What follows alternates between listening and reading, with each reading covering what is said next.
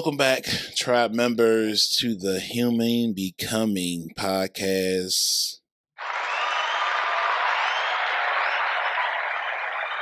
A positive playground. This is the Soulardians with my very, very close Soulardian, Mark Bland's in the building. What's going on? They get the loud white boy now. That's what they get. The loud white boy. It's what you want, it's what you get. It's what you want, it's what you get. Something that way too much, man. I don't got them headphones. Cecil's never here. Cecil. This is every time we try to do the Soulardians. Cecil is a man of the bags community. He is a man of a different world. That's it. And that's okay. He's evolved like a Pokemon. Oh, He's yes. moved on. Pokemon. That's a good one. My Good kids are deep into that right now. Big time. That's a good one, Mark. When I say they're deep into it, I mean like I'm my 10-year-old and my 13-year-old on this Pokemon Go. Talking about, I need you to take me somewhere so that I can go find these fake Pokemon and catch them. And I'm like, you just got me walking through neighborhoods. People looking out their front doors. You're looking super suspicious. I got sunglasses on and my hoodie up. You know what I'm saying? So it's not helping because I'm trying to hide. But then they're looking out the window and I look like a sex predator walking around the neighborhood and I'm just following kids. You know, it's just not right is what it is. We have made the first official turn into turn one. Yeah, we go fast here. That's all I'm saying. That's good shit. That's good shit. Well, guys, I ain't give you my rundown this time. I'm not gonna do this. Well, do it. Do your rundown. Run it down. I don't want to do that this week. Give the people what they want. Give the people what they want. Keep them what they came here, what they pay here for. What they pay here for. Come on, it's the podcast, Daddy. You didn't even introduce yourself. What is your self's name? What is your name, sir? My name is Marcus Onesimus Boston. They call me the mob around this place. Onesimus. They call me that too. Podcast, Daddy, come back. Come back, podcast, Daddy. And I'm back. You're just full of yourself. That's all it is. I am like back. I'm the diva. I'm the podcast diva over here, and you're like just full of yourself. You're even worse than I am. That's more diva than I am. Trust me, for every Mariah there was a Whitney. Okay. Hey, there's always room for more than one. No, there is. I know, and they all ride a different style. You know what I'm saying? Like what's it like Voltron? You know what? We're talking about divas, right? Mm-hmm. Madonna. Mm-hmm. Definitely a diva, for sure. Hardcore. Huge. Mm-hmm. She ran with Michael and Whitney at the top of the game. I mean, come on now. That's diva at the levels of diva. That's Cher diva level. Like, that's diva level. Mm-hmm. This woman hasn't gone on tour in 20 years. Like, the last time she did something, she did that song with Justin Timberlake, about 4 minutes or something like that. And then try to kiss Drake one year. And that was it. Like, she hasn't gone on tour. And I feel like the world is now something is being taken away from us. Because if we're going to maintain your diva status, hey, listen, Patti LaBelle is every bit a diva as Madonna or any of the others ever were. And she can sing. And she performed all the way up until the damn near day she didn't die yet. Hey, don't put in the body. No, I'm just no. Aretha passed away. No. These are things. Patty's still here. Aretha's a good example too. All the way up until the day she died, performing like shows. Yeah. Madonna just doesn't, and we know for a fact, $100 a ticket, everybody would buy them up. Madonna'd have the biggest tour that year, whatever year it was. It'd be packed out.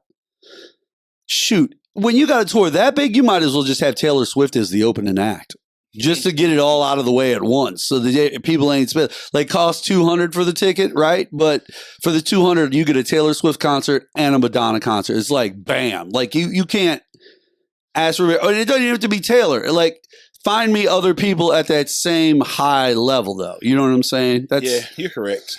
I don't care who it is. Just put them on tour together. What was your last concert that I went to? Mm-hmm. Let's see here. I've been to some smaller shows over the last couple of years, but like a concert, I would say probably Probably Waka Flocka Flame a couple years ago. Where was that at? Pageant. Oh, that was an intimate show. For sure. Yeah. For sure. Like, here's the thing.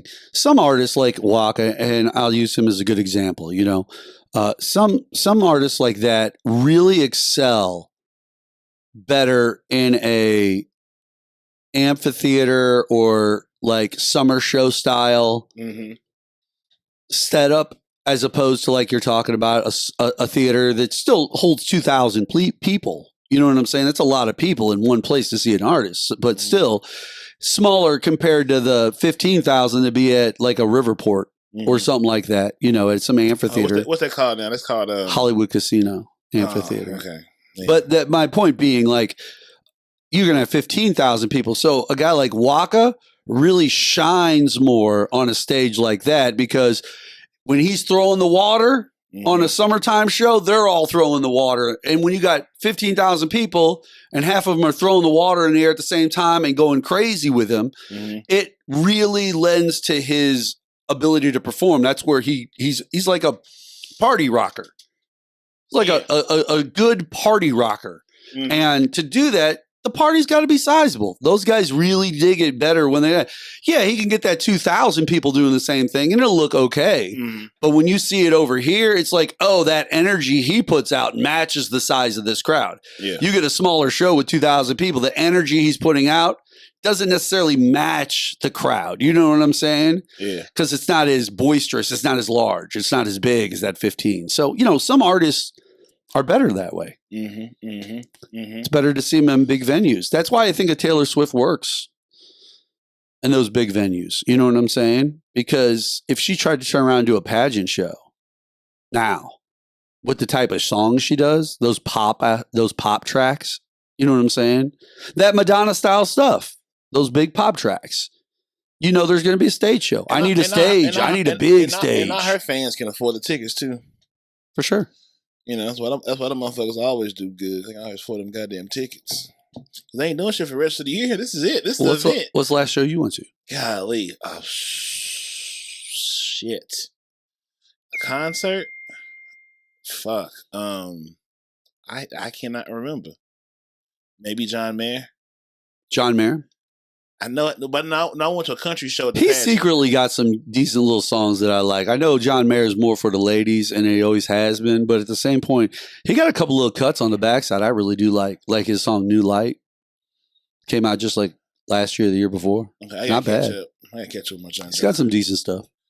I think I went to a country show at the pageant when I worked out at St. Peter's, and it was like, oh, I do like a lot of teen stuff, like events. So I'll come to the. I was like, I don't live in that part of town. Like, yeah, my hood. So I said, yes, I pull up. We got a ticket for you. I bet you do. And I just walk right past everybody. It's like, line was long as fuck. I was like, oh, shit. Yeah, I didn't dress I didn't even dress for the right. I didn't know this was doing. I thought we were just having some cocktails. And of course, it's a large black man, right? Like the anti-stereotype, right? So he's walking past everybody. So that white privilege is just sitting there seething in all their cowboy hats. Excuse me. Funny. And I get to the group, and like, hey, like this group of white people, white girl. I was like, I know how I was. Please, sir, I see your big truck with the balls on it. I see that's you, man. Yeah, I know. Sorry. Speaking of stereotypes in culture, I started watching a new sitcom that's fantastic. It's really super funny. It's been on for a few seasons now. I'm just catching on to it, but it's called The Neighborhood, and it stars Cedric the Entertainer. It's on NBC. And listen, what's it, CBS? It's fantastic. This idea of the white family from middle class, maybe even upper middle class Michigan, who moves to like Crenshaw. Like into the middle of the hood, and Cedric the Entertainer's the neighbor, and just the stereotypes they pull from. I even have I've only seen like the first 8 episodes of the first season so far, right? I'm moving forward. Maybe I've seen a few more than that at this point, maybe like 13. But in that first 8 episodes that I did see, there were a couple of things that were jokes that they put into the show that I literally could tap into from my own personal like life experiences and be like, oh, I know what that feels. I've been there. I've been in that position. I did that. I did that stupid move right there. I did that. That's a stupid one. That was really dumb. And I did that one time and I got caught on it. And like, I'm thinking like I've tapped into things. It's really entertaining.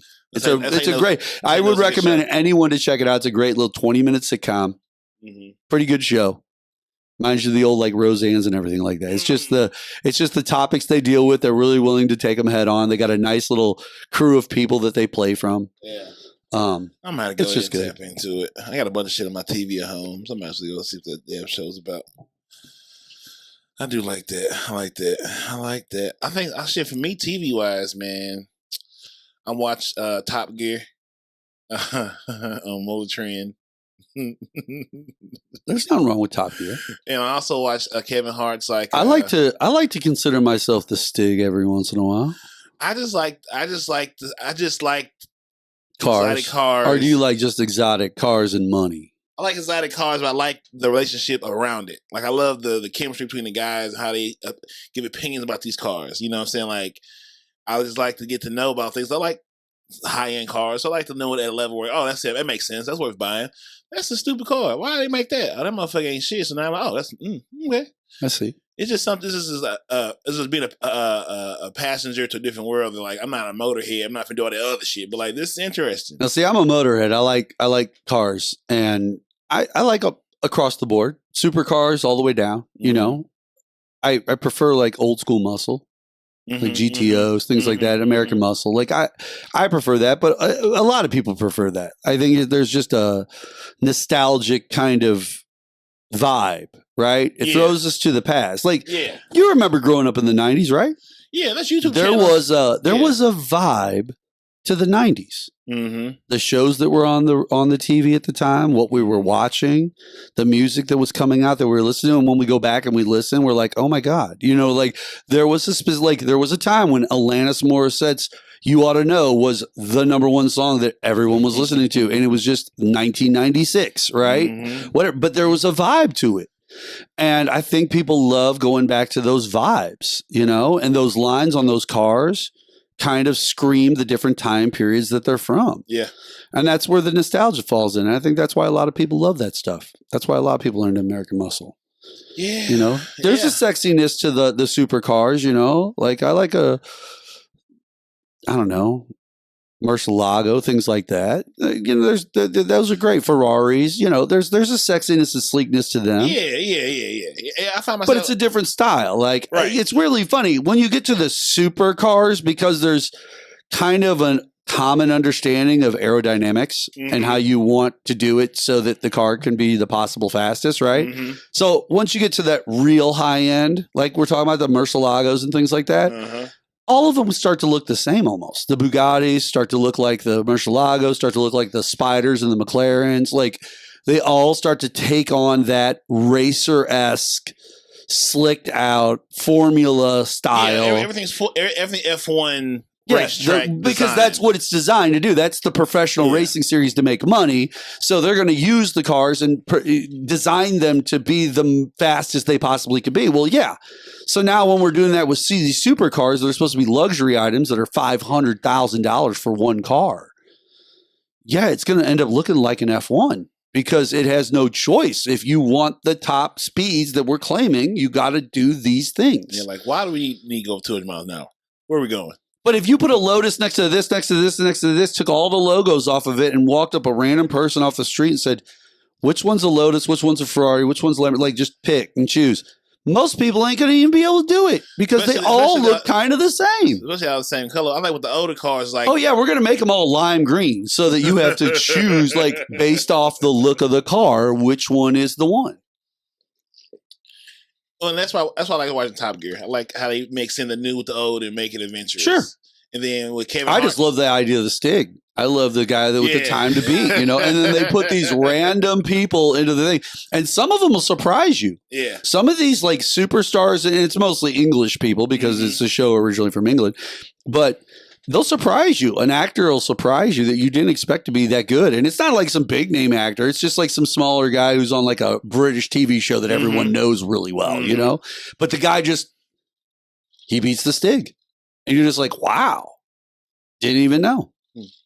It's always kind of fun to find out who the Stig is, too. Yeah, this is always some top level F. It's like it's always like Lewis Hamilton. It's always Mario Andretti or somebody way up there in the game. Like, this guy stepped down to be the Stig because he had free time. He shouldn't be doing this no more. He said, got bored. I'm gonna go be a Stig for a couple of seasons. No one know. I get all the shits and giggles from loving it here. Best one, but then with Kevin Hart, he was trying to build a car club for him and his boys. So like he bought all his close friends like muscle cars. Yeah. And and I know, and I've seen some of. He's talked about some of them. Really they're not even. And the funny thing is, they're not muscle cars the way you think of them. Like they're muscle cars, they're classic cars, but they have updated everything on the inside. So everything is updated as far as technology and everything for today. Yeah.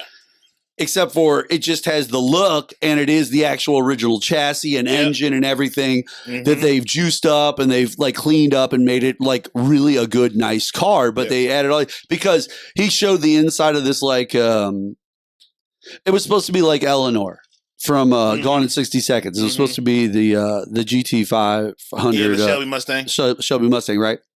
But he showed the inside, and it was like he had a button, and it was like door slides up, the compartment radio pops out so that you can like, and the screen comes up so that you can look at things and do like. Yeah. It was really like updated, hardcore, like for our day and age. So yeah, but those are cool. Yeah, that's one of those is what he got into the wreck.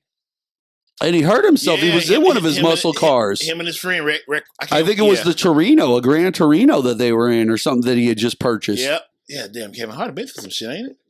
On the episode, on the series, they showed he bought his car called a Hellraiser, which is a one-on-one. Oh, you just reminded me of something. Car shit. But the thing I took from him, I like seeing him build this car club. They really took it serious. They went to the Barrett Jackson auction and saw he bought this fucking car. He bought some fucking like Corvette, maybe the 67. It was like custom built, but it was like $750. He just you see him going through the motions of 50,000. Oh yeah, another 100,000. Yeah, you see, but you got that money. He's got that money. Like he can afford. But you can see when you're trying to make it make sense, and now you like I'm in now. Now my emotions in. I'm already past the 500. I gotta get the car now. Right, I'm way past. Sure. I gotta go now. I'm in. You just reminded me of Kevin Hart, and I have to put a disclaimer out there for people. Cat Williams just put out his brand new Netflix comedy special called World War III. This might be in an avoid. I watched half of it, maybe a little over half of it, and I barely laughed at all. Like it was just a lot of him saying the same things over and over and over and over and not like cracking new jokes or anything. Like once the joke was cracked, it was cracked. That was it. And it wasn't even all that great of a joke. Like I'm not knocking Cat and saying he's not a funny guy. Trust me. His old specials where he tells the story of the motorcycle crash on the tour bus and everything like that and how he walked away and they all came up to him and like he's walking away with the butt cheeks and all that. Like funny. Like really funny Cat Williams. That's a great special. Like he's a very funny man and he's got some really classic good stuff. But this new stuff is just not hitting it. You know, it's the world's crazy, man. The world's crazy now. And it just keeps mentioning how crazy the world is. And it's like, yeah, okay, we got it. The world's crazy. Tell a joke. Come on. My favorite is too. So I'm not knocking Cat. I'm just saying this special. It's a 5 out of 10 for me. Oh, that's tough. It's very tough. Yeah, I mean, I'm probably ain't gonna watch it. Yeah. My favorite stand-up right now is Dion Cole, Cold-Hearted, it's on Netflix. Dion Cole. I probably know him if I saw his face. Have you ever watched Blackish? Sometimes. No, I've never gotten into Blackish. I need to finish. I fell out of love with it. I need to go ahead and finish it. The end of this past season was the last season. So I watched because I got Netflix and it's late at night. I might be just chilling, doing my own thing. I'll just throw on different sitcoms and TV shows that they might put out, like the Gabriel Iglesias show, or there's one Mike Epps has a show on there.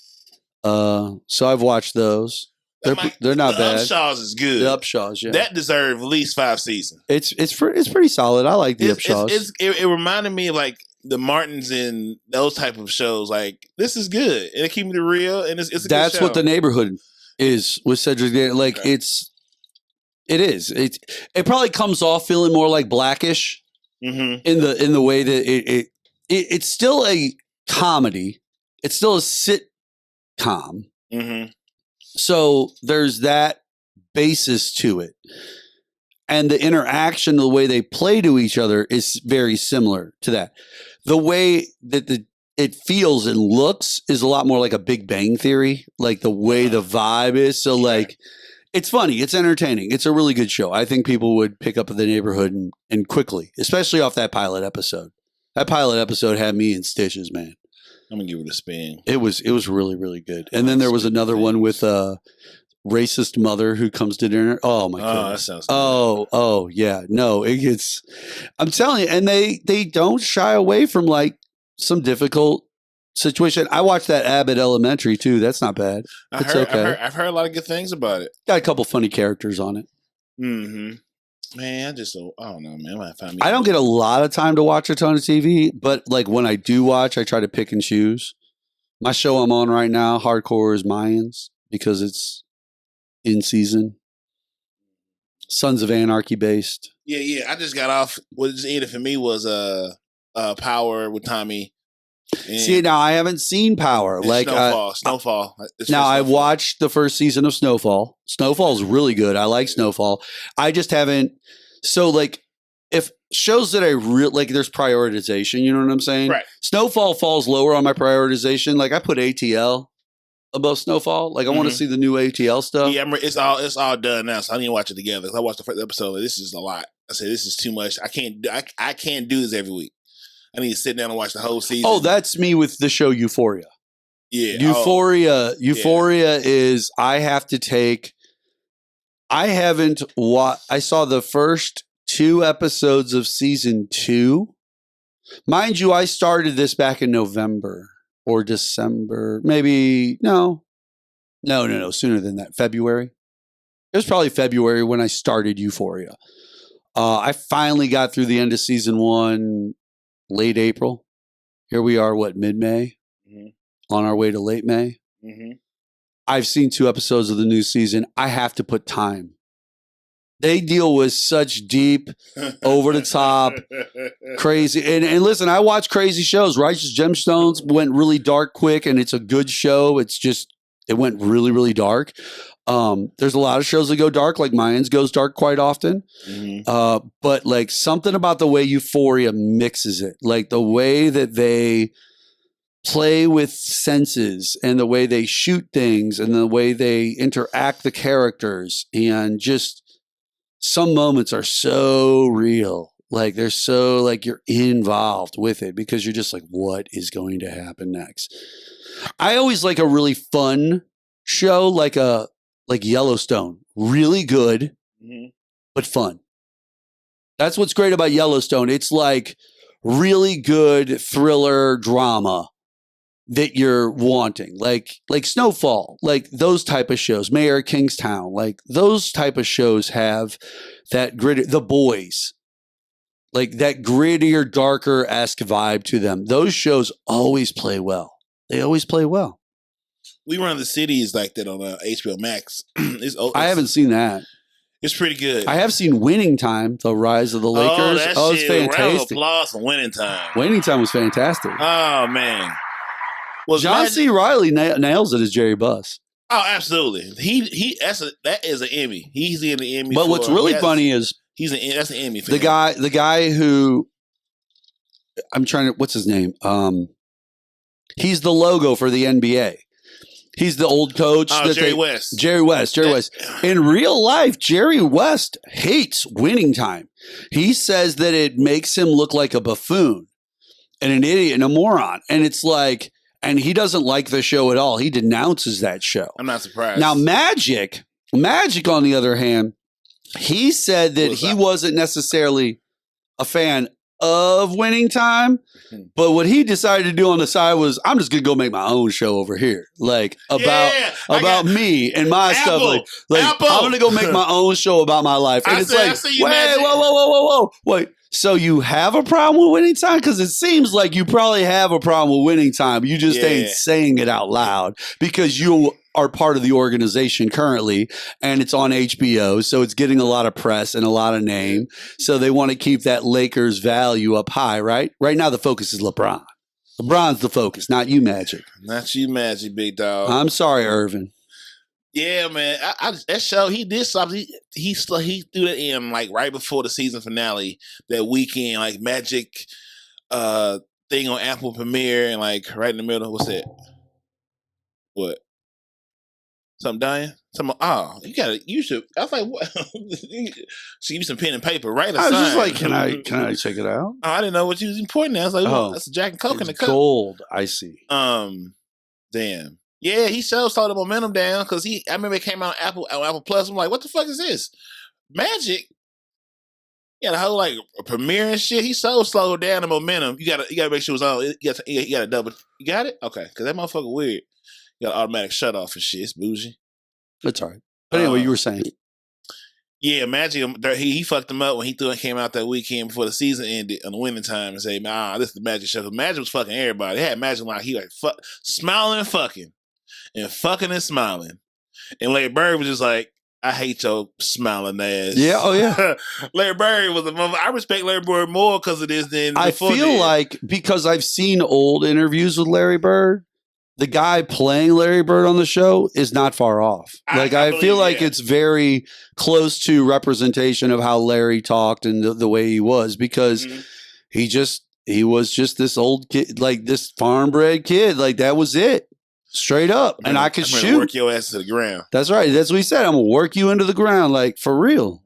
Like that's just how it is. Some people just got that mentality. Some people got that kill. That's that Michael Jordan. That's that the Last Dance and the whole story about the Bulls. You had the ability to imagine shit and make up shit in your mind. Now in imagination, because I see motherfuckers everywhere we go. I get to know motherfuckers. Well, I get to know you. Now it's hard to hate you. If we run an AAU ball every summer and we go cold, like, we not enemies. We are on the same team. Even when we lose, I catch you. You going out? I got you first round. Like exactly. There's none of that. All those barriers are removed because of technology, as always have been. That's the human thing we do. We create our own problems. Oh yeah, to find solutions. To create more problems, and it keeps us something. It's why we all hated Donald Trump the way I did. I said we, but I said I on that. I like the go ahead. I was like, that was a good one. I like how we and I was like, wait. Well, you got to keep people on their toes. So the way that whole situation went down, like it seemed like every problem that he tried to fix or he did fix was a problem he had created just a month or two earlier himself. A firefighter. Every single time. And I think it was too see-through. I hate when things are see-through in life. Yeah. I just do. Anyway, we were talking about Winning Time and the Lakers story and all that. Pat Riley. I respect Pat Riley, gangster. It makes sense now. Like, I don't know Pat Riley from, like, the Knicks and the Lakers. I don't know that Pat Riley. I wasn't of age. Or no, I wasn't aware of sports. So by the time I got to Pat Riley, he was in Miami. Like, when I really understood Pat Riley was wherever he was. Well, I think Miami. A lot of people like forget that those two Laker championships in the 80s were Pat Riley's. Like he was the head coach of the team. And here's the funny thing. It doesn't surprise me that people didn't recognize or forgot simply because Pat Riley was kind of overshadowed by the presence of Kareem and Magic and this person and James Worthy and all these really great players that come together. And also the legendary aspect of the Boston Celtics versus the Lakers for those series. You know what I'm saying? That's a very classic two-city matchup in the world of sports is Boston Celtics basketball versus the Lakers in basketball. Like that's just a classic rivalry. And so you mix all of that together at the same time, there are going to be pieces that get forgotten about, like a Pat Riley being the coach. He's just going to be behind the scenes. Whereas, which is funny because when it came to the Bulls, Phil Jackson really was kind of one of the people that everybody saw along with Michael and Scotty and them. Mm-hmm. It was always Michael and Scotty and Phil. And then they would add Dennis or this person or Byron Scott or whoever it was, like just depending on. But you know who was going to the private room? Those three. Like, yeah, you get into this room, Right. but we have it's one more room you can't get in. They was going to let Dennis in too, just because when he walks up, he just seems like you don't want to mess with him. Like he's like that cokehead who's about ready to go. Like he's on edge at all times. And if he's even got his pinky near his nose or his mouth at all, like he probably just got done bumping. So like he's going to go nuts. So we just let him in too. Go ahead. He's one his orders. Dennis. Give him his orders. That's all. He's going to do his job, get back to what he knows how to do. He can't put a saddle on a mustache. That was crazy in The Last Dance though when they were in the finals and like Dennis decided that's it. I'm leaving. And he left for like during the like break or the 2-day break or whatever. He just left and he missed a game and he was just gone. He was in Vegas getting coked out of his mind and going crazy and just doing weird stuff. And Michael was like, yeah, I was cool with it. No big deal. That was just Dennis being Dennis. I knew that he needed his time. And it was just like, that's crazy to think about it that way. And then all of a sudden Dennis comes back and he's like, let's go. And then they just go win more games. Like it was like practice. Or everybody out of practice. How the fuck he come back and outrun all of us? Right. We've been here the whole 2 weeks he been gone. Exactly. He's running us through the floor. He's here. We done? Right. I can't be here. That's it? That's it? Yeah. That's warm up. This is some bullshit. Right. That's my point though. But that's the beauty of a really great player. You know what I'm saying? Like they or just really great players. They can tap into each other. They know each other's strengths and weaknesses. They know what they need. A good team can do that. You know what I'm saying? Yeah. So it's just impressive that happened at all. Man. Just that coke binge, drug fueled, whatever, jump out to Las Vegas. Back when you could trust your drug, man. Back when you knew what you was buying. Jesus. Now you might not make it back to Chicago. You might not make it back to Chicago. That ain't what it used to be. That shit got too goddamn playful. You know what's really weird? What's that? You're talking about drugs. Mm-hmm. It's like, I don't know. Fentanyl has become a real issue. Mm-hmm. Because it's used to cut certain styles of drugs to make them more plentiful. Mm-hmm. But no one I know of, even any drug addicts I might have run into in my life, no one has ever told me that they were into fentanyl or did fentanyl or even listed it as one of the drugs they've ever. So I don't know where or how the idea of fentanyl specifically became this popular. Let's use that to cut everything. Let's use fentanyl. And then all it's done is led to overdose after overdose and killing people. And it's like, even the drug dealers should be able to like, okay, guys, we can find something else to cut this with. We cut other things with Arm and Hammer or this or that. You know what I'm saying? Like we could find other things to cut. Mm-hmm. We don't need to cut with fentanyl. Like I just don't understand the fentanyl aspect. I don't know where that came from. That's a mystery to me. It's almost not. Man, so much is connected. So what would make fentanyl the new cutting agent to stretch? I mean, I understand what fentanyl does. It's something that they use to make you get woozy. Like it's a painkiller. Like it's just, I understand what its use is, but why fentanyl? Why not aspirin? Think about or Tylenol.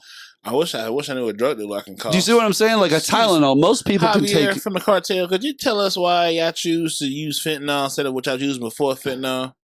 The economics of it. I know the economical answer. But my point being, think about it. If you were using anti-pain drugs like a Tylenol, if you were just using crushed up Tylenol, fine powder Tylenol to cut these harder edge drugs with, right?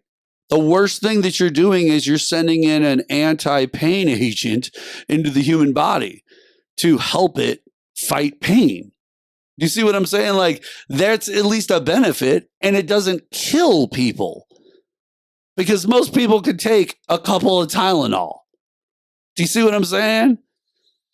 I don't have qualifications to answer this. You are giving me great questions. I'm not saying that I'm a medical doctor myself. I'm just saying we are discussing. You should be on an episode of Vice. Vice. And just break it down like We have lost the war on drugs because these questions are better than your answers, government. Y'all stinking asses.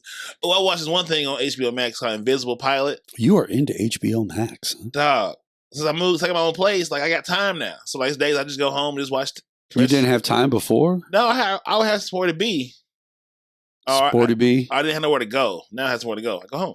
Okay, gotcha. I need to cut my grass. Oh. I have beautiful rose bushes outside of my home. You have a house? Yeah. I'll have to come by. Pull up. Yep, we got a nice little backyard, little garage and shit. We could even sit out in the backyard next to a fire pit.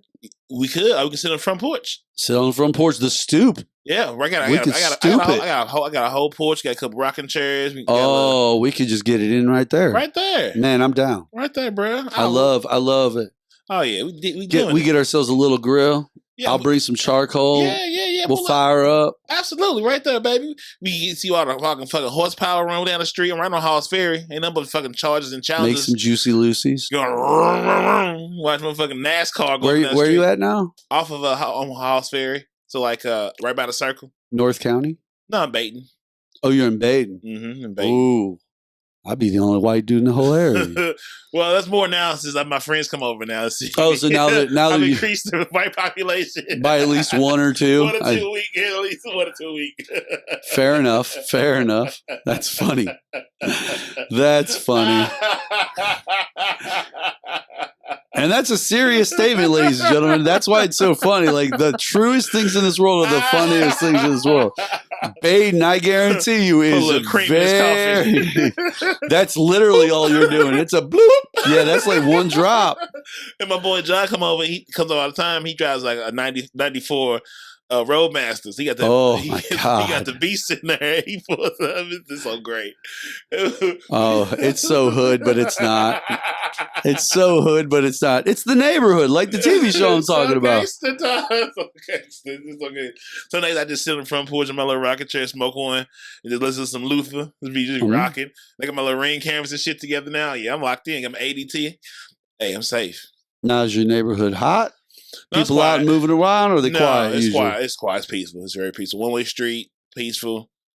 Right off the way. Wait a second. One-way street? One-way street. That's not sounding very positive to me. One-way street, and then you're out there. I mean, if you're going to bloop me into the situation, I need to know that I got exit strategies, bro. That's all I'm saying. Out. It's clear.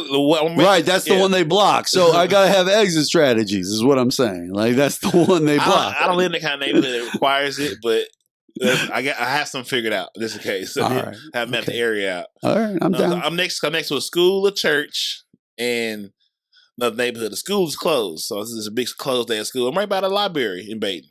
You know the library yet? I do know where the library is. Some of them in that little park, but yeah, it's dope, man. Yeah, that little park. It's like in the middle of everything with major roads running directly around it, and it's like you can tell.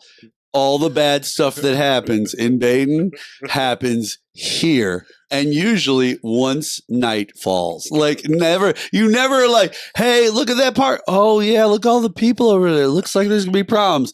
Then 8:30 rolls around. Oh shoot, there's one street lamp in this whole park. And it's nowhere near all 2,000 people hanging out in it right now. See my point? Anyway. Moving forward. What have I learned while living in Baton? What have you learned?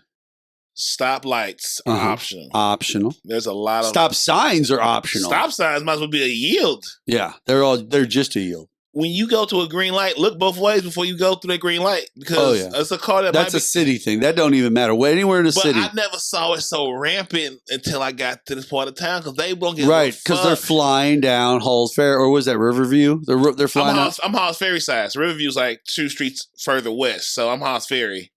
Running crazy by the emails and that crazy. So you're right by the circle, like you said. Yeah, right behind the circle. So that's like Jennings. Going to Broadway-ish. Like I'm right behind. I think like 10 minutes to get to work. So I'm right on Broadway. Like Jennings. You're in like Jennings. Yeah, on that backside. Yeah, on that backside. Yeah, on the backside. I got you.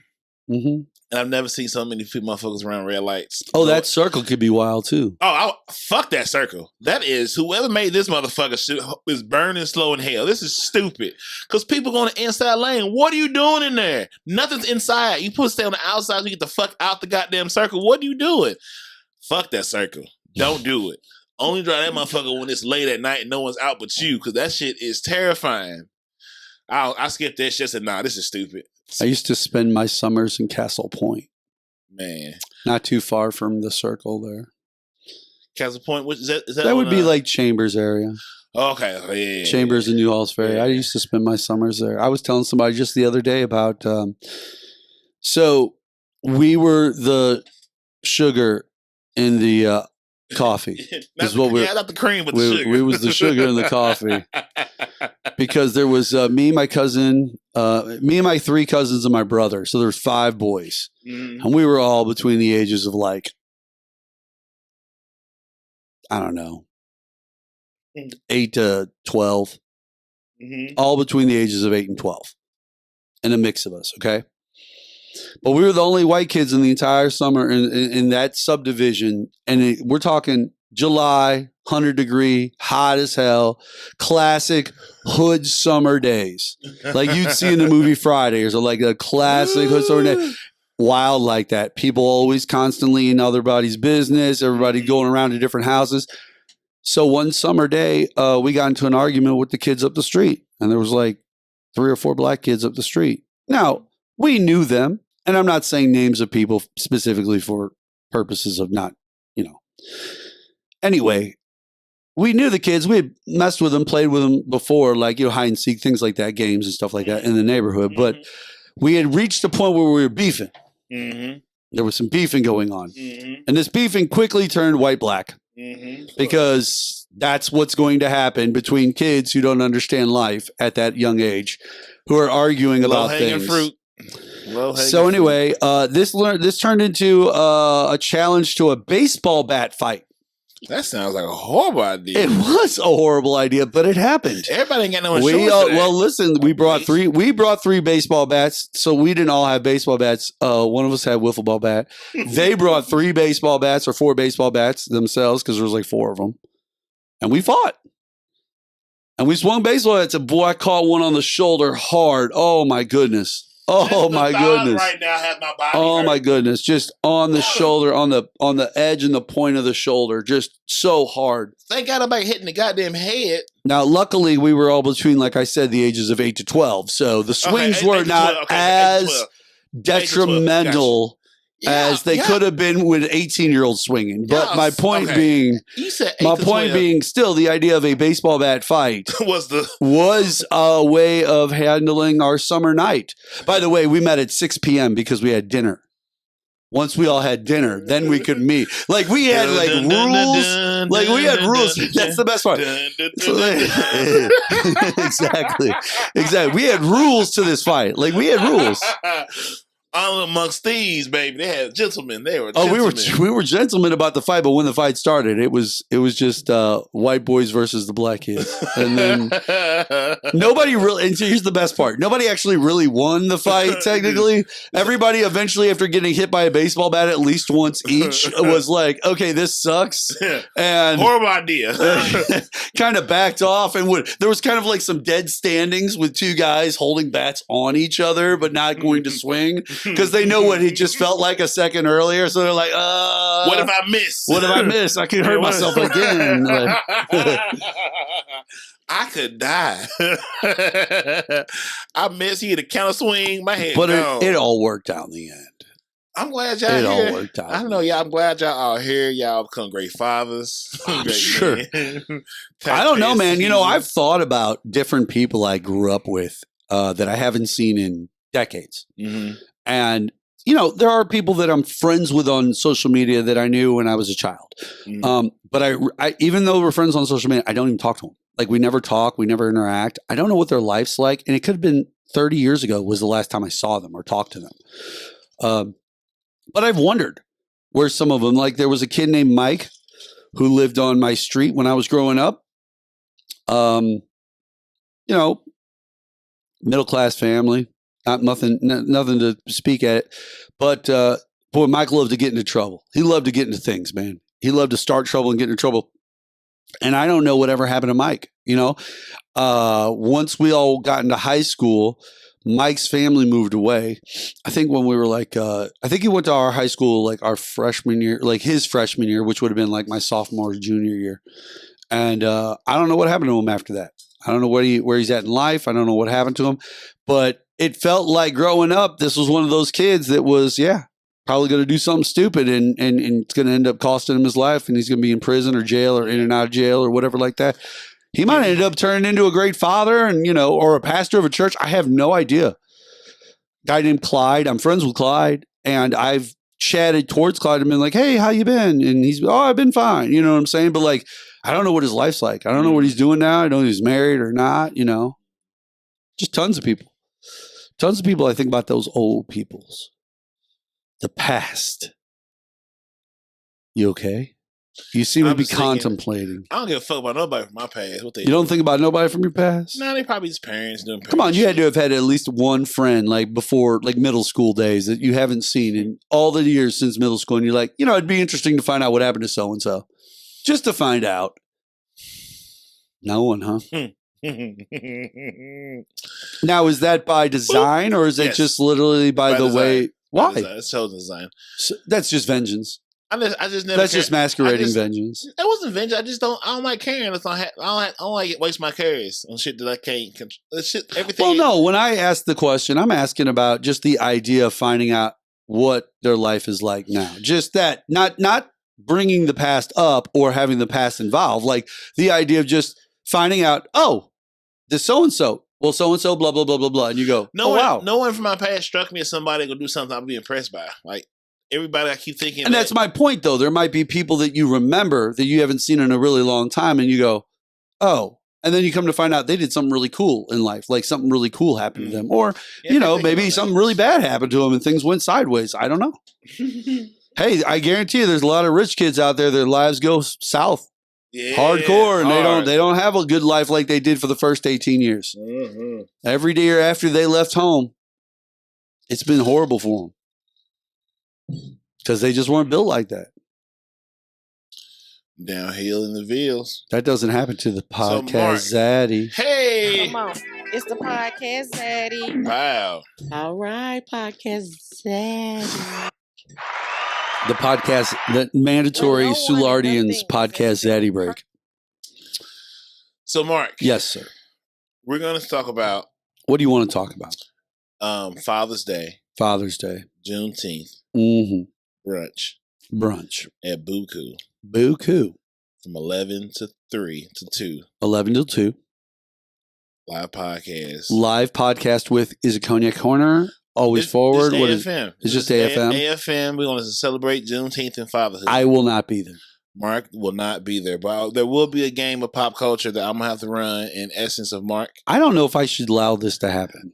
I feel like this is a proprietary thing. I feel like maybe you can just deal with one live broadcast where you don't have a tournament of pop culture. I don't want to not have one. I understand this, but this is my thing. It's been my thing forever. Can I call you and can put you on like put me on speakerphone? Just call into this call to my phone. I bet you I could. But the problem is, I'm how you. It would be phone. Like I'd have to do it through like Messenger or something like that, like video FaceTime. Chatting or FaceTime. Yeah, I can maybe FaceTime. I don't know if my phone will be. No, I'll be in the Caribbean on a ship. Oh, shit. Those still the joy. Drinking pina coladas. Many pina coladas. Many pina coladas. I gotta make this shit out now. I think I came up with a good topic if you did do it, though. It was best fathers. You could do best TV fathers. You could do best. You could keep it, What was what you said, though? You can make it all black, all white. You can make it whatever you want.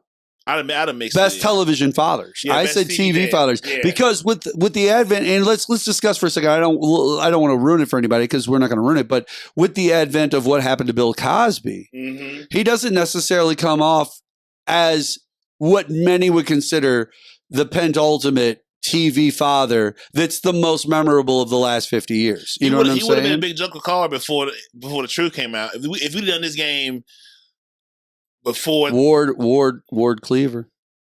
Ward, the Beaver? Leave it to Beaver. Ward. Yeah. He could be a best TV father. Yeah, but see, a lot of people go good times too, though. Yeah, you could have him too. Good times would be hard. What about Rock? Rock is a now. See, that's what I'm saying. Like you could do best. They stole Rock from us. You could do best black television father if you wanted to. That's an easy 16. Do you see what I'm saying? Yeah. Like, and you're going to have people like Rock on that list. Mm-hmm. But I feel like you could do the best TV fathers too, which is going to be a lot tougher to like break down. Because you can put Brady in there, the Brady Bunch dad. Sure, you'd have to put him in there. I feel like that anything that was severely family formatted, you know. Then you got those quasis like, what about the dad from Wonder Years? Like, you got your Uncle Phil. Uncle Phil could make it in there that list very easily. Would he be in the top 16? I don't know. There's a lot of TV fathers over the years. There's a lot. And do you just keep it to live action, or do you switch it up and make it go to animated ones too? So now you got like I remember Mr. Impossible, Mr. Incredible in there. Well, you could have Mr. Incredible. You might have Fred Flintstone. Yabba dabba doo. You know, you might have the Jefferson, Mr. Justin, George Jetson. Yeah. You're gonna have a lot of different people. So I think I'll keep this live action. That would be a separate animation. That'd be a separate different fatherhood. Yeah. Damn. Or you could just do best animated fathers. Yeah. Like you could just do animated movies and stuff like that, and just do best animated father. Mm-hmm. Animated movie father. Yeah. Animated father. There you go. So now you just think of all the animated movies and the fathers from them. Mufasa. Yeah, Mufasa would be in there. But all of that, that's what I'm saying. Like, I feel like that's a good one for a Father's Day brunch, 11 to 2 at Buku, downtown St. Louis. Look it up in the Googles, BOOCOO. Yes, 1031 Lynch. 1031 Lynch. There you go. So yeah, that's gonna be dope. I think that should turn out pretty well. I look forward to it. That's the next big thing going on this side. So what you got going? What you got coming up next? What's the big thing for you? What's the next big thing for me? Yeah, what's the thing we should be looking out for? We look forward to seeing you doing. We've been just doing the radio show on 1280 AM, KYRO, 105.3 FM, newsradiokyro.com. Just keeping the queue going on over there. Obviously, our boy Marcus over here will be a guest soon enough again on the show to be on the radio with me and talk about things on his mind. We talk politics and pop culture over there. Cool. So I do like talking pop culture. I love talking pop culture. What's popping right now? Like I'm so in culture. Yeah, what's popping in pop culture this week? I don't know. Me neither. I don't know what a trending topic is right now. The last trending topic, I think I was like over like Kendrick album came out and like. I haven't. Okay, can I talk about this for 1 second with everyone out there? Everybody out there, please pay attention over here. Mark Blaine. I'm going to give you on camera, brother. It's all you, baby. I'm already active. I was already. It said active already. Yeah, I have some shit going on. All right, so here's the situation. I appreciate Kendrick Lamar for trying to give Kodak Black some love. I appreciate it. Kendrick's a very talented young man. He understands talent in other people. And he's going to get good stuff out of a lot of great artists out there. Unfortunately, he wasn't able to get that good of stuff out of Kodak Black. Because I've heard these songs, and although the beat is sick, and I don't mind Kendrick, like I said, Kodak it's just not doing it for me with it. The Kodak Black stuff on the Kendrick Lamar album is just not doing it for me. Wow. The way it might be doing it for other people. Mm-hmm. I feel like Neck and Wrist from Pusha T's better. Oh, I mean, I'm not disagreeing. I'm just saying it's a better song. And if I can say that another song is better than your song in your own same categories and this, that, and the other, and I can just pull it off the top of my head, then I know that your song's not doing all that great. I know songs from Kendrick Lamar that are just better than that song. There might even be ones, like, I have to go back and listen through the album again, but I know there's a couple cuts on there I really liked. I can't remember their names off the top of my head. Usually when I'm listening to an album like that, I just put it on a roll. And then whatever I'm doing, that's what I if I catch a song that pops in my ears and makes me go, I might like put it into my notes, or I might throw it into my Apple playlist or whatever like that real quick. But beyond that, I don't think about it. I just let the songs roll, and if they catch my ear, they catch my ear. So I do like Kendrick. I'm just not big on the Kodak Black stuff. And nobody should be up on the Kodak Red and the Island Boys. I'm an island boy. Island boy. We're gonna swing our hands all the time, everywhere. Cause I'm an island boy. If I say island boy, he's over here. He's doing his thing with him, thinking it's like thinking about the blizzard thing, and I'm island boy. That's literally what it sounded like. That's not even a joke. And I'm not trying to be mean to those guys. Hey, congratulations on your success. Everybody's always looking to try to get to the top, and if it makes you financially free and you were able to pull it off, great. I wasn't ready. But I'm just not. I just don't. It just wasn't clicking for me. Like I wasn't seeing the value. Island by. But it's another case of this mumble rap-ish type thing, where we're not really saying anything. We're just kind of like wailing words, which is great when Post Malone does it because he does it in a unique way to add to a song and make it more melodic, like a Circles or something like that. When these guys do it, they're trying to do it like it's the words. And we know that if they had words, and they probably do have words, but they're trying to make them all blah, blah, blah, blah. They're trying to make it all sing-song and like really over the top. And it's like, not working. But evidently, it's working in some form or fashion. It's getting them noticed. Whew, sneezy wheezy. Whoa. Faux cheesy. Yes. My goodness, Onesimus. That was wet too. Onesimus. Ooh. So I bought this car, right? And I was trying to build an emotional relationship with it. An emotional relationship with a car. Correct. What kind of car is this? It is a Land Rover. It is a Land Rover. Now, my dream car is a Range Rover Sport H. Well, this is a Land Rover Sport HSE.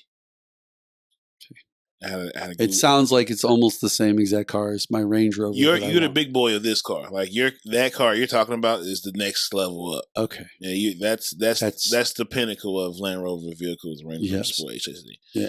That's that thing. The new ones, like I said, the new 2023s, and every car show, every car channel, every person that has an opinion about cars shit on Range Rovers. Yeah. Horribly. It's because of the Ford engines, because it's a Ford-based company. I mean, they take big shits every year. Yes. I've never every sold. Found on road dead. Ford. Only ones that give any value to is like Land Rovers, Discoveries, like the LR3s. They give that respect. Sure. Blah, blah. But outside of that, the rest of the shit is maybe like garbage, trash. Like, come on, Top Gear, give me a break, whatever. So the 2020, the new ones, yes, the motherfuckers clean, boy. They're nice, huh? God damn, man, them Range Rovers. So you now tried to start an emotional connection, or you because I was amped to get my fucking car. Like I was ready to get into this fucking car. You were going to buy this car. I already bought the car. You already got this Land Rover? Yeah, it's purchased. Okay, you've purchased this car already. But so where's the problem? It came through with an inspection, and they had replaced the windshield, blah, blah, blah. So all the parts they replaced, they was replaceable because I have a warranty, blah, blah, blah. Did you buy it from a local place? Suntrap, Nissan, South County. Okay. But because... That's better than Ed Napleton. Man, Ed Napleton is the worst. Nissan, any of them, my sister hates them too. Crazy. I'm not going to say that the people there were bad to me, and I'm not going to say, because that's not true. They weren't bad to me. I have my car. It's a Kia. Mm-hmm. It's nice. It's clean as a mofo. Mm-hmm. And I looked to get it's about ready to go out of its original factory warranty. Mm-hmm. But I come to find out a couple of nefarious things about Kia from my recent attempt to take it up under the original warranty and have them fix a couple of things. And I come to find out that they were not covered, and I didn't understand why they weren't covered, because we're talking like closed systems where they have to pull the roof liner out of the car just to even fix certain things, like really deep things, not your typical go to Walmart and buy it type stuff. Yeah. You know, yeah. I understand oil and oil filters and, you know, changing your windshield wipers and stuff like that. This was not that. And these are mechanisms that are very expensive that need lubrication and stuff. Yes. And so they said it wasn't covered. And for like $400, they could do it for me. And I'm like, no, This doesn't make any sense. I'm asking you to take a $2 fix to a very expensive problem if it becomes a problem. And for the $2 fix that you're unwilling to do, you're willing to try to have to deal with something that's worth thousands down the road? That's stupid. I would rather you just take the $2 fix now and know for a fact that you lubricated this or whatever, blah, blah, blah, took care of it, properly. But it wasn't the people. The people weren't the problem. But I don't feel like when it was all said and done that something so simple couldn't have been handled by this dealership. It was rules that they have coming from the top down. So it wasn't the people I was dealing with directly. These are rules that they have to play by. That's why I said it wasn't so much that Kia setting the terms. It was kind of Kia setting certain terms, and then I didn't feel that the dealership, which is supposed to be into customer relations, obviously, right? They want you to buy more cars from them, right? Not less. They want you to walk away and talk about your name positively, not negatively, right? Well, that's not what's happening right now. And I'm not talking about them in a negative way, but I will dissuade people from going to some place if I feel like they could go to a different Kia dealership or Nissan dealership, get the same exact cars, but maybe better customer service. Not saying the people were rude. Like I said, the people were not rude. Nobody yelled at me. Nobody was mean to me. Nobody was disrespectful to me. No one was like, it was just, there was this steadfast, almost stubbornness in the way they looked at me with the way that they were handling it. And you could tell that it wasn't so much them, but it was, they were doing it on behalf of Kia. Do you see what I'm saying? So it's like, I'm sure you'll get a different vibe and feel from people at different places. You can still get a message from here, but deliver it here differently than you received it. You don't have to be like a portal. Like message delivery is uber important. Because if you know it's fucked up, we receive it. You don't have to give it fucked up. Be like, okay, I'm not delivering that way, but I'm gonna get the point across. I'm not delivering that. And that's not. I entered myself into a situation just a couple of days ago at a dentist's office simply because the woman who, I guess the girl behind the counter was newer, and they had her working on some stuff she wasn't as familiar with, and she was talking about needing some help. And this other employee walked up and basically just started chastising her, saying, well, isn't this what Debbie told you were supposed to do on your own? Like, we started off right off the bat like that. That was the tone, and that's the way that she, approached this young lady who was asking for her honest help. By the way, little background and context so that you all understand. We're dealing with people's health insurance policies and their dental work. And Marcus, are you a big fan of headaches when it comes to things in your life? Do you like finding out that there's problems and issues, and especially with things that are kind of out of your reach, like a health insurance policy or where you have to do a lot of phone tag? No. A lot of phone game, right? Nobody's a big fan of that. No Do you way, see what I'm Jose. saying? So this lady was like, She even explained, like, this girl kept chastising her, and I'm just listening, and I made a comment out loud, but I didn't look at them. I just made my comment out loud, like, if I wanted to make money at a business, I'd want it to run properly. Like, that's all I said out loud. Now, I know they heard me. She was chastising her really hardcore on this, and I just gave you a taste of the chastisement. Like, it was constant beratement and constantly bringing up the fact that she needed to pull herself up. And the girl goes, well, I know that so-and-so told me I need to pull myself up and do this, but this seems like a really specialized situation, and I don't want to mess something up. Okay, when I hear you say, I don't want to mess something up, that's why I'm asking you, who already knows better than me. At that moment right there, if I run that business, I'm glad that person asked for help. And I'm glad that somebody who should know better is coming in. Now, how about you help? Bitch. I'm just saying, well, how about you help? Let's make sure that this problem that's specialized, that could become a bigger issue if we don't pay attention to it.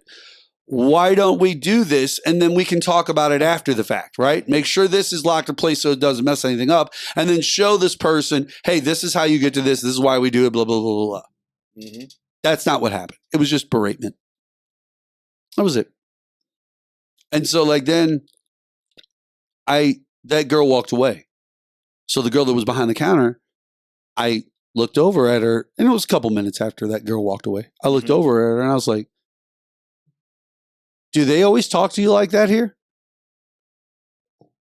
And she said, well, and then with that, here comes old girl back around the corner, right? To walk up and go, no, sir, she's a new employee and this, that, at that moment, you know what I do? I turn over my left shoulder, like they're on the right side of me over here. I just turn over my left shoulder and I start looking out the window, just like completely like back to them, like ignoring it. And she goes, oh, so you're going to ignore me. Oh, okay. And it was just like, didn't say a word. You can either continue to stand there looking like an idiot and nobody's talking to you, or you can walk. So pull it like amigos and walk. This is fascinating. I'm just saying, like, it was weird. Like, it was an thing. Now, here's the funny thing. I could have said something to the people that run the dentist office because I know them personally. I could have. I kept it to myself. Like, it doesn't need to go any further. I'm not trying to get the young lady who's newer there, like, in trouble in some form or fashion. But the same way, she shouldn't have been talking to her like that. And I know, ma'am, you got a husband, and if he saw me, he'd put me in my place. And it's like, yeah. Is he going to do all that while he's looking up to me like God intended? Because I'll be standing over him, taller than him, bigger than him, and just ready to fight. Like literally 24/7, 365. It's weird. My point being, there are so many people out here beating their chest, and this lady didn't have to beat her chest for anything. All she had to do was help the young lady and move on with life. That's it. That's it. Who hurt you? Why? Yeah. It's your dad. You bleeding on somebody that didn't cut you. Why are you doing that? We better than that. Yeah, we better than that. We better than that. So is there anything else? No, man. My life ain't that popping like yours. I don't have no good stories like that. Motherfuckers around me be like, all right, well... let's all be nice to each other. It was like, why you ain't go to the dealership and talk crazy? Like I can't talk crazy. See, that was the great thing about the dealership situation with me. Like, I wasn't even like getting I wasn't even getting mad about it. It was just a situation where it was like the stubbornness and unwillingness to try to help out the situation was just there, and they weren't going to budge, and nothing I said was going to change that. Do you see what I'm saying? Like, you get to a point where you've tried a couple of angles and you realize, they're shutting everything down. So you just kind of back off and you're just like, whatever. The store's closing. Yeah, this store's closing. Like, I'm done. Yeah, this store's closing. Nothing to buy here. Yeah. Nothing to fucking buy here. And it's not like I have to go there if I want to. Like, there's other dealerships that I could take my car to. It's the one that's most reasonably close to my house that handles my style of car. And I just wanted to tidy up a couple things before. By the way, a glue that they use to hold on the, like the seal that goes around your door. Yeah. When you close that rubber seal. Yeah. The glue that goes on to hold on. My glue wore off. Damn. So I brought it up there, right? Think about this once again. Not the glue. Original full warranty that they offer. The original full warranty that they offer. In full. I came up there with the problem of, you ready? Of all things that I could come up with the problem of, the glue on the seal for around the door, the rubber seal around the door, has worn out. And I need you guys to like put some more on there so it's like the rest of the seal that's all the way around the door. No, if you can buy it at Walmart, you need to do it yourself. And I'm like sitting there going, okay, now this is getting, I don't even understand. Listen, I've bought brakes. I've bought all that stuff. Like, I'm doing all that anyway. This seems like, and I'm not saying that I couldn't get a silicone gel or something like that to put on or whatever. What I'm saying is for the smallest, most incremental thing, we had to have an unbreakable stubbornness about it. That's the weirdness. That's the weird part. Also found out that they offer these like 5-year, 60 or 70,000 mile warranties, right? Mm-hmm. But they actually only give you great warranty up to 36,000 miles, what every other car dealership does. 3 years, 36,000 miles. Right. They'll give you 100% full warranty type work and aspects. And then even though they sell it as a full warranty still, there are things that do not apply up to the 50,000 miles or 60,000 miles or 5 years or whatever like that. So it's kind of weird because they sell it as one thing and it's a completely different thing. Just odd. So the quality of the warranty lessens as the quality of the warranty lessens. Now I'm not talking about the 100,000 mile powertrain, you know, all that. That's a completely different thing that all these car companies do because it has to do with the transmission. I'm talking about the warranty that you care about the day you buy the car, the one that fixes everything and helps you out when you buy the car. They have them up to 5 years, 60,000, 70,000, whatever miles it is. What I'm saying is, like you said, it loses value over that time period. So it's not as strong on the 5th year as it is on the 1st year at all. Right. Even though they sell it as it's going to be the same warranty across the time. It's just 60,000 miles or whatever. And with that being said, I love the jump in like the auto warranty plans. You see the commercials for that. What's it called? Like the auto warranty plans. You ever see them on TV commercials? Oh yeah. Those extended warranties. I have one on my car. Yeah, like those the same ones you see on those TV channels are the ones that they're selling you when you buy your car from a dealership and they offer an extended warranty. It's the exact same thing. Yeah, it's just whatever company they're dealing with. You know, might not have commercials on TV. It could be Car Shield. It could be this. Could be that. It's just whoever. Shield. It could be whoever. My point being. Those are trash in most cases. Mm-hmm. You got to jump through some serious loopholes. And the only time they're really, really going to become effective is if like certain specific things apply. You got to really read into those warranties. Mm-hmm. I was told that if I got the extended warranty where I got my car at, because I didn't buy it from a Kia dealership. I bought it from a Chevrolet dealership, actually. I was told from them that if I got the extended warranty, that I would always have oil changes for the life of the extended warranty. Like and I think the extended warranty took me up to 125,000 miles. I think that's where it's at, or 100,000 miles or 125,000 miles. But it's supposed to be similar to the same level warranty as I had when the original ran out. That's what they sell you and they claim. I don't believe that, and I know for a fact that if certain things pop up, they won't cover it. They're just not going to do it. And they're going to play games, and it's going to be loopholes, and it's going to be this, that, and the other, and it's going to be a way to get out from underneath it. But a lot of those companies are just not true. Wait, okay, so I think I got lost there where you had the warranty that gave you oil changes for the lifetime. They said warranty. If I bought the extended warranty. Oh, from them. From them, they were willing to do this. And then, of course, I got like 5 oil changes from them. Mm-hmm. And all of a sudden it was, oh yeah, you ran out. You don't have any more oil changes with us. So because you need the warranty. How? I only had 5 oil changes with you guys total. But you didn't get the extended through them because I did get the extended through them, and then they were supposed to give it. And then when I got 5 done, they came to me on the 6th one, and they said, "Oh no, we don't have oil changes anymore." No, I didn't talk to somebody. And here's what's really great: I did talk to people, and we looked, and in the contract, it says that I'm allotted 5 oil changes for free. So when they're selling me the contract, they're saying for the life of the extended warranty. In the physical contract, because I'm not going to sit there for 5 years and read through every single little piece and word that is literally the size of an ant or less. Hey, but here, they take time, bitch. You wasted. Of course, I'm gonna take my fucking By the way, office. How about this? No. How about let's go one step further? That's going to really piss you off, Marcus. I just spent $20,000, $30,000, $40,000, $50,000 with you for this car. Just 2 minutes ago is when I signed the contract. Just spent $50,000 with you. The least you could do is tell me the truth. That's the least you could do.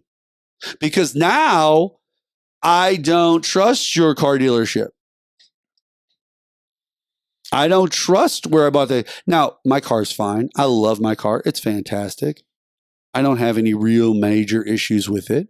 I keep it oil changed and all that, so everything's always working properly and stuff. But beyond that, I don't have an issue with the car. That doesn't mean that the way you treated me and lied to me, I'm going to care about you. I don't care about being lied to. So no, I'm not big on you. I'll go to a different Chevy dealership next time to get a car if I want. Once again, proximity to where I live dictated things. I'm not going to do that no more. That doesn't mean everything that's within range of me is always going to be bad, but I'm just saying Yeah. But I'm now seeing with these car dealerships, some of the games that they're playing. And it's it's a nasty game, man. It's nasty. You're just going to lose. Yeah. Because we just said, Ed Napleton, I'm not. That's just me, though. You guys can out there do what you want. If you'd like to go to Ed Napleton, go ahead. Be my guest. I mean, I don't have nothing to say. Nothing. I don't know. I don't got nothing bad to say about Sun Trip yet. And it's not the. And by the way, it's not the Ed Napletons in Illinois. It's the Missouri one. The one on Page. No, this one's on Mid Rivers. Oh, my sister hates the one on Page, the one she hate. Out in St. Peter's area. Yeah, I don't know, man. Sauce fucking sucks. All right, Mark, where can we find you? Well, you can find me at Mark Bland on Twitter, MarkBland, or theqnow.com, TheQNOW.com. In case people want to write it down, I slow down for them. You know what I'm saying? Yeah, that's where you guys can find me. That's the show. That's the episode. You can even listen to the lives when we go live Saturdays, 1 to 3 p.m. on newsradiokyro.com. So follow me on Fox Radio, KYRO, which I'm not a huge fan of Fox specifically, but at the same point, I am on a Fox affiliate and I do good work over there and I do want people to listen to me. So please follow me on this Fox Radio news station. Thank you, Mark. No problem, man. Closing quotes. I'm going to go ahead and put the button on this. Growth scares people that don't want to change. There is no greatness without work. There is not. And the kingdom of God is in you. Wherever you go, leave a little bit of heaven behind. For those in the back. Well, thank you so much for having me, sir. Always my pleasure to be blessed by your presence. I'm always a fan of being on the Soulardians. If the kingdom of God is in you, everywhere you go, leave a little bit of heaven behind. Love yourself, love each other, love is all we got.